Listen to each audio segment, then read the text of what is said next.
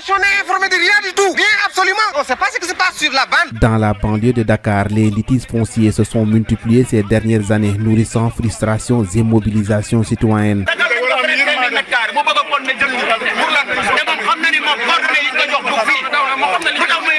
De Guédiawaye à Keur Massar en passant par Malika, habitants et collectifs se dressent contre ce qu'ils considèrent comme une véritable spoliation de leurs terres. Tu ne peux pas donner des terrains à des gens qui ont déjà des maisons au profit des gens qui sont en locataire. C'est des choses à déplorer. À Guédiawaye, le collectif Aar Sunu Gox dénonce sans relâche l'occupation illégale de parcelles par des promoteurs au détriment des populations. Serigne Gueye en est le coordinateur. Sur les 150 hectares, il avait prévu des équipements pour la ville de Guédiawaye. Vous savez, Guédiawaye est actuellement une ville dortoir. Il n'y a pas assez d'équipements. Ils se sont fait partager les terres entre copains, entre amis, entre ministres. Même constat à Keur Massar où les résidents de la cité UCAD 4 se retrouvent en conflit avec les prédateurs fonciers. El Hadji Moussa Gueye. Des prédateurs fonciers très puissants qui n'ont cessé de vendre, de donner en guise de corruption à certaines personnalités du pays. Nous avons viabilisé le site de l'UCAD 4. Nous avons obtenu le titre foncier au nom de l'État du Sénégal sous le numéro 12475R. Dans la commune de Keur Massar Nord, la situation se tend davantage.